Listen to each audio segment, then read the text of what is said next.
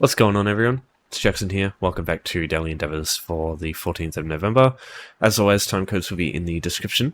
But today I think this video is going to be quite short, because personally, there are only three options here that I think are like, you want to do.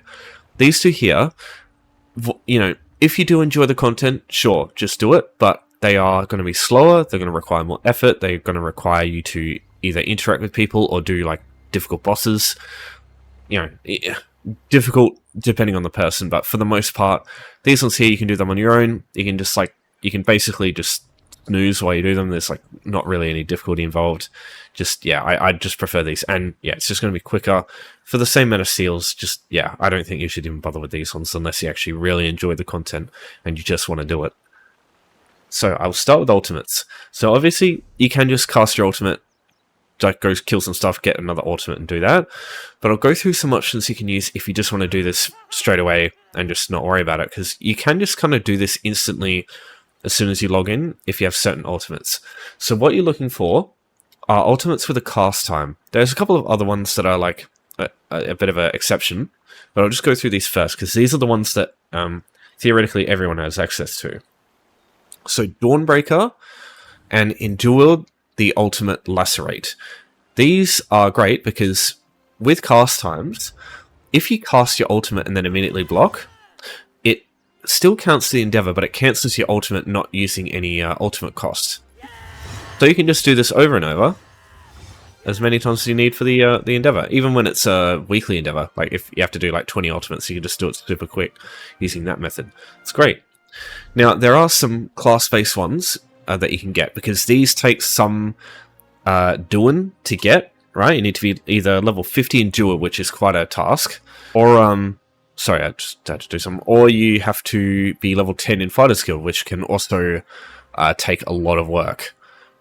Just, if you want to get this, I'd just do Domins myself, but yeah, in that case, you might want to look at some other options, and let me go through some. So, Sorcerers are the absolute best at doing ultimates quickly because you get overload. If you just cast this, it's a toggle, so it doesn't actually cost you any ultimate. And if you cast it again, it just activates deactivates the ultimate version.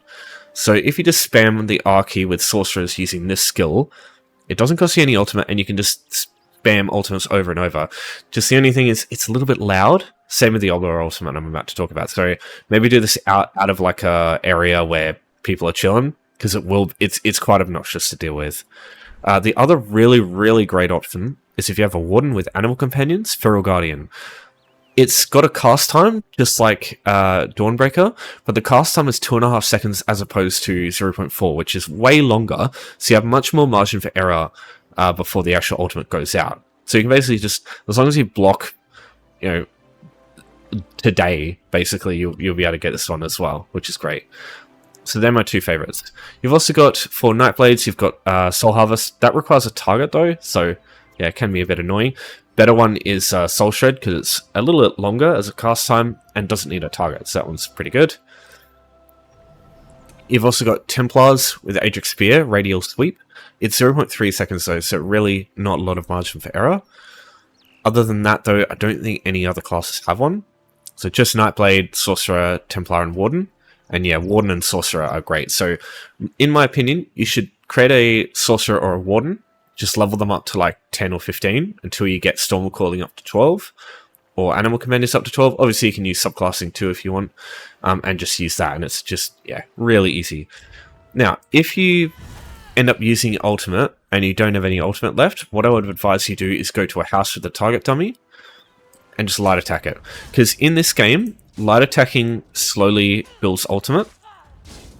Blocking also does too. So you could also just go to a dungeon, block every now and then, and just light attack one of the enemies, and just do that over and over, and that will probably get you a bit more ultimate, a little quicker. You could also get something like low slash with sword and board to give you minor heroism, because that will give you ultimate too. You can get it in other ways. Just, yeah, low slash is kind of like the easy way, because low slash is level 4 in one-handed shield, which is really easy to get to. So yeah, stuff like that's helpful, but not really super important to do. Okay, now let's talk about Runestones. I think you should try and look for vampires first and then collect the runestones after, just because you can find some runestones on the way there or during, like, in the areas that you find vampires. I just want to do this first so you know what you're looking for. So this is a runestone. I assume most people have seen one of these, but yeah, you want to be looking for this orange glow on the floor and the little A shape that the stone has. They're the easiest way to be able to tell where these things are from far away. Just make sure you've got a little bit of inventory space, maybe like 10-ish or 20, because you'll get a bunch of different runes, and especially with the green, the essence runes, these take up a lot of inventory space because you probably get like 10 different ones that don't stack. So yeah, just make sure you've got a bit of space there.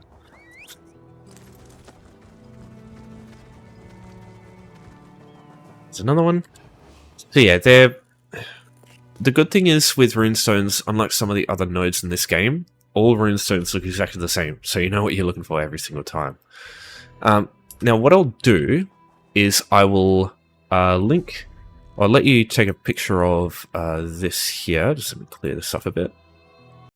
Okay, so you know the drill with this. I'll let you take a picture of, or just pause this and just have a look at this with Craglorn, because this is pretty much all of the runestone nodes in Craglorn. I'm sure there's some that I've missed, but yeah, you can run through Craglorn and find a lot of these things very quickly. And while you're in Craglorn, do try and get any of the other like raw material nodes that you find, because in Craglorn you also get Noun Crux for that stuff, which is really handy. If you haven't been to Craglorn before, what I would advise you do is watch the video in the description. It's the Home Tours guide, because you can use Home Tours to teleport here, no cost, no skill required, nothing like that. Just takes you like 10 seconds going into a house and going out. So yeah, that video will be in the description if you want it. But yeah, just run through some of these, and yeah, usually there should be a bunch of these lying around. You don't have to use Craglorn. You know, you can just go to like Stonefalls. I found a couple here. Shadowfen, I found a couple over here. Like basically, go to a zone that you like running through. Just like pick a direction and just like run in a straight line, and basically you're going to find some runestones eventually.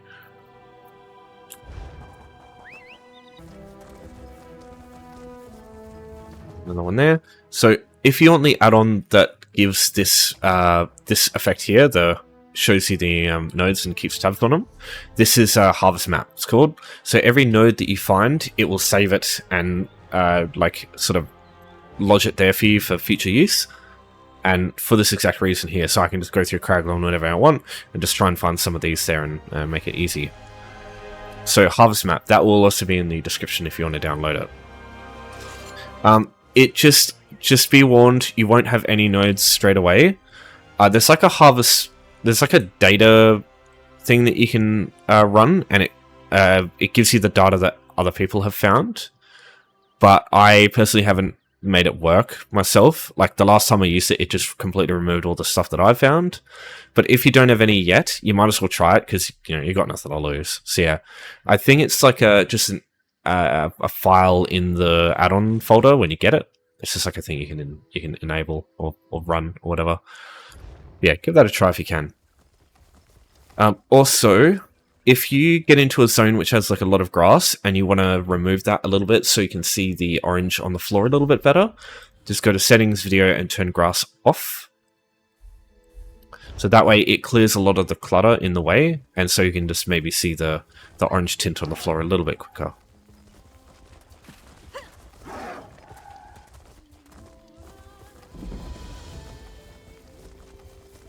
Yeah, there you go. So yeah, it's pretty easy to see these things from pretty far away. I don't think with nodes like this, I'm pretty sure the where is it? It's like the view distance. I don't think this impacts how far away you see these. So yeah, even if you have like low graphics settings, you should be able to see these things from pretty far away. Yeah, also just make sure I turn grass back on. Go.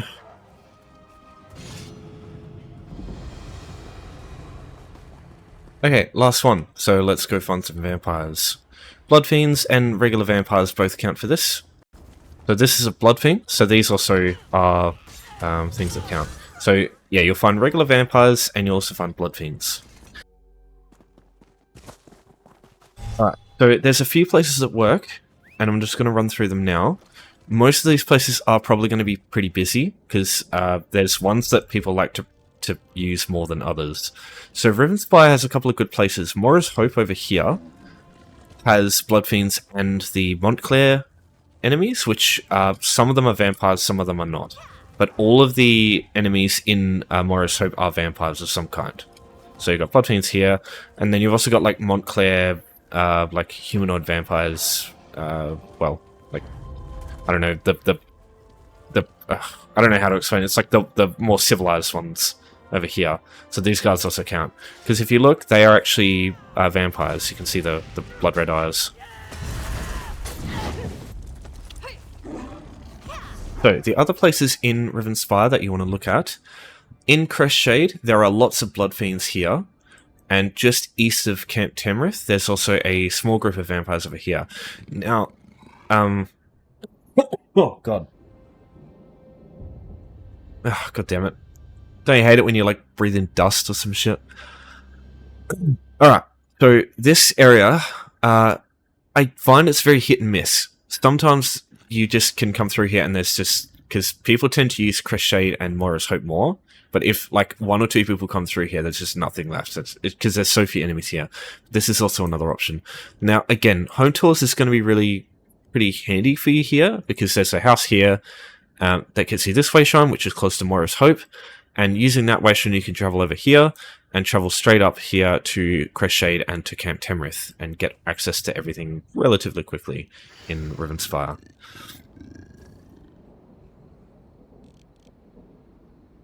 So Cold Harbour is another good option. This is the place I was just at, where I demonstrated it earlier. The Orchid. Now, this area is available to you if you either progress through the Cold Harbour storyline a fair bit, or you get someone to bring you here. So if they're in the Orchid, you can actually travel to them directly, and you can get this way shown. Otherwise, this area here is blocked off to you. You can't actually progress through until you complete the Black Forge quest and the Lightless Oubliette quest. Yeah, spoilers. So, the area here, there are regular vampires and blood fiends that you would have seen. If you complete the quest for the Orchid, these, as long as you like do it a certain way, if you help the matron, these ones here will become docile. So if you just want to avoid the harvesters because they can be a pain in the ass to deal with, you know, obviously you can just avoid them. But if you want to run around there without having to worry about them aggroing to you, you can just have them set to docile if you complete the quest. Now, the other area here that's really good is the Black Forge. There are vampires in here once you enter, and you don't need to complete any quests or get someone to bring you here. This area is available to you immediately as soon as you enter Cold Harbour. Now, if you want this and you don't have access to Cold Harbour at all, you can use Cold Harbour's real estate through Home Tours to get here first, and then you just travel out here, get this way shine, and then travel over here. In order to access the Black Forge, you come through this lava, path over here, and the door will be over here. It's not actually in any of these buildings here. It's a bit weird. Yeah, the first area is where you find all the vampires. There's about 30 of them. Yeah, the only thing is, if you want to use that route, the Cold Harbour real estate, there's no houses up here that you can use, so you just have to rely on traveling from a friend over here. Okay, now, one of the other really good options for vampires are Spell Fiends in Craglorn. These things are fucking everywhere at Spellscar. So you can just grab one of these, basically look for one of these big spikes in the ground. There will usually be a big stack of these Spell Fiends right in front of one of them. And just killing one of these groups is enough for 5 vampires for the Endeavour. Also, while you're here, just keep an eye out for Runestones, because you can find these things around here too. So yeah, come here first, kill your vampires, maybe check for a couple of runes, and then basically just pick a direction from here, and then run out and find your runes. And yeah, you'll be...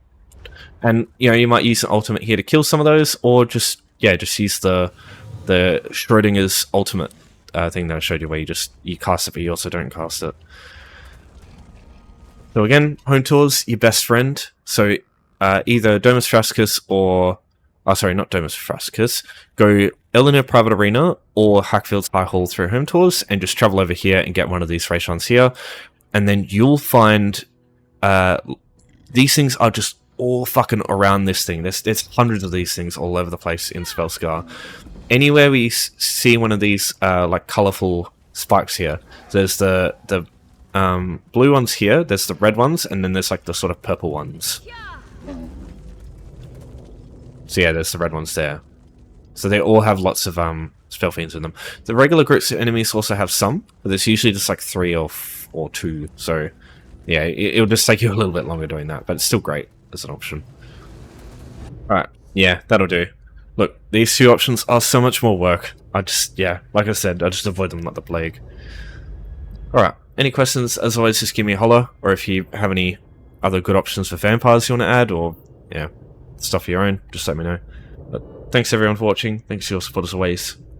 Take care for now, I'll see you next time.